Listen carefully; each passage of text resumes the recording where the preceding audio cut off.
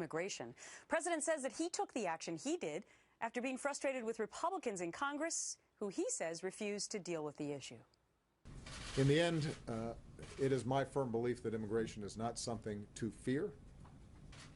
We don't have to wall ourselves off from those who may not look like us right now or pray like we do or have a different last name. Whoever showed up over time, by second generation, third generation, those kids are Americans. They do look like us because we don't look one way. Joining me now, Texas Governor Greg Abbott to respond to that. You live in a border state, Mr. Governor. How do you respond to the president's response to the Supreme Court today?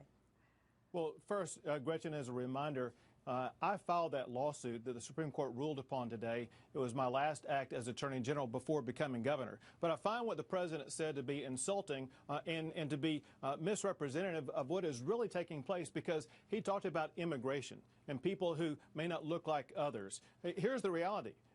America has always stood for legal immigration. What the president was doing was facilitating illegal immigration. The president's job is to enforce the law, not write the law. As the president himself admitted, he violated the Constitution. He said 20 times he did not have the authority to rewrite the law, but yet he acted as a king and rewrote it himself because he could not get Congress to do what he wanted them to do. Yeah, I was just going to say that he actually admitted to the fact that he wasn't able to do that legally, but he did it instead. But today he went back to what he has always said, which is that Congress left him with no choice, that he simply had to do it. And how do you respond to that?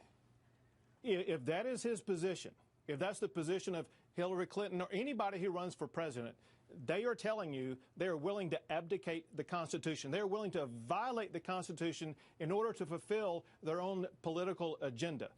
Gretchen, we have a Constitution the president has to follow, Congress has to follow, you and I have to follow. And it sends a bad message to all Americans, especially those who want to come to this country, that it's okay to not follow the law, to not follow the Constitution. The president has to follow it. He does not have the authority to write the law. That is Congress's responsibility. Okay, and that is what the Supreme Court said today. I want to get your reaction to this, because President talked today about border agents and all the work that he's done. Here's the president. Since I took office, we've deployed more border agents and technology to our southern border than ever before. That has helped cut illegal border crossings to their lowest levels since the 1970s.